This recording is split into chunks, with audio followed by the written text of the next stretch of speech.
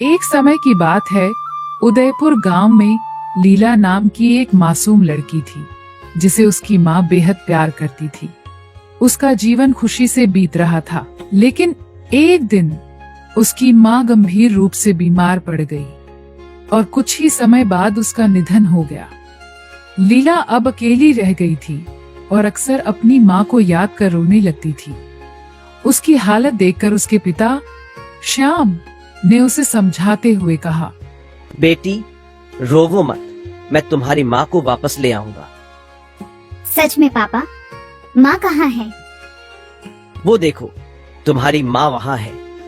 क्या मेरी माँ फिर से लौटकर नहीं आएगी? आएगी बेटी, लेकिन उसकी पहचान बदल जाएगी। वो पहले जैसी नहीं होगी, वो अलग दिखेगी। ऐसा क्यों पापा? वो अलग क्यों दिखेंगी? कुछ पाने के लिए कुछ खोना पड़ता है। जब वह लौटेगी तो वह बदल चुकी होगी। कोई बात नहीं पापा, वो मेरी माँ ही रहेंगी। श्याम ने लीला को मानसिक रूप से तैयार किया। कुछ ही दिनों में श्याम ने राधा नाम की एक महिला थी से शादी कर ली और उसे घर लेकर आया। उसने लीला से कहा, देखो लीला बेटी, तुम्हारी माँ आ गई। मेरी नई मम्मी, अब आप हमेशा मेरे साथ रहेंगी, मुझे कभी मत छोड़ना। नहीं बेटी, कभी नहीं छोड़ूंगी। तुम मेरी प्यारी बेटी हो। शुरुआत में राधा लीला को बहुत प्यार करती थी, लेकिन जब अगले साल उसका अपना बेटा हुआ तो उसके व्यवहार में बदलाव आ गया। अब राधा लीला को बोझ समझने लगी और अपने बेटे का प्रतिस्पर्धी मानने लगी। वह लीला से घर का सारा काम करवाने लगी और गलती होने पर उसे मारती पीटती भी थी। श्याम काम में व्यस्त रहता था और उसे पता नहीं चलता था साथ कैसा बर्ताव कर रही है। एक दिन जब बहुत गर्मी थी, राधा अपने बेटे को सुला रही थी। प्यास लगने पर उसने लीला को आवाज दी, लीला, एक गिलास पानी लाओ, मुझे प्यास लगी है। जी माँ, अभी लेकर आई। लीला पानी लेकर आई, लेकिन वह ठंडा नहीं था। गुस्से में राधा ने गिलास लीला के चेहरे पर फेंक दिया और कहा, गर्म पानी क्यों लाई? मर क्यों नहीं जाती? एक गिलास ठंडा पानी नहीं ला सकती तो?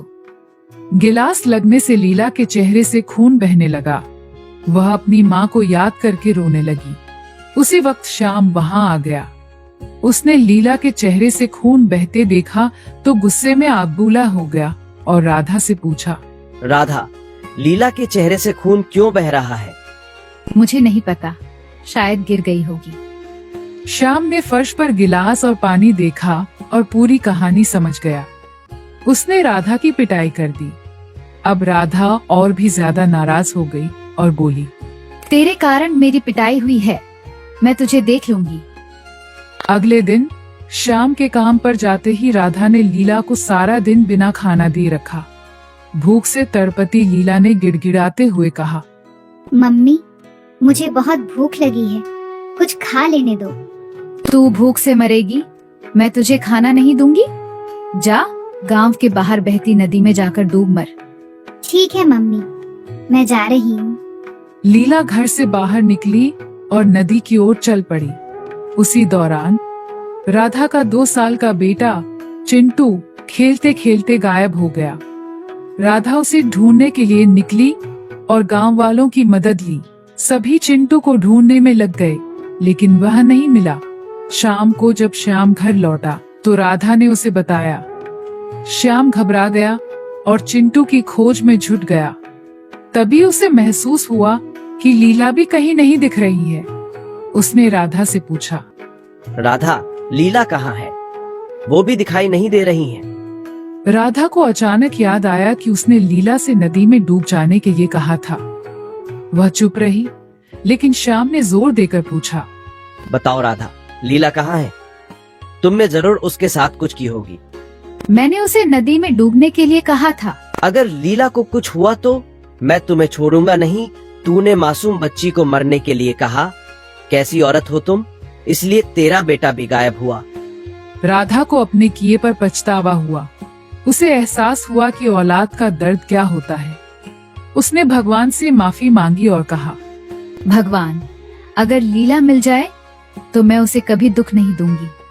श्याम और गांव वाले लीला और चिंटू को ढूंढने के लिए नदी किनारे गए। वहां एक खंडहर था जिसे लोग भुतहा किला कहते थे। वहां कोई भी जाने की हिम्मत नहीं करता था। तभी श्याम ने देखा कि कोई भागता हुआ आ रहा है। उसने कहा, अरे देखो, कोई आ रहा है। तो वह लीला थी जिसकी गोद में चिंटू था। लीला बेहोश होकर गिर पड़ी, जबकि राधा ने चिंटू को अपनी गोद में ले लिया। मैं नदी में जा रही थी, तभी मैंने देखा कि कुछ गुंडे चिंटू को किडनैप कर रहे थे। मैंने उनका पीछा किया और उसे बचाकर भाग निकली। बेटी, मैंने तुझे बहुत सताया, फिर भी तूने मेरे बेटे को बचाया। मम्मी, वह मेरा भाई है, उसे बचाने के लिए मैं कुछ भी कर सकती हूँ। उसके बाद राधा ने लीला से माफी मांगी और उसे अपनी बेटी की तरह प्यार करने लगी।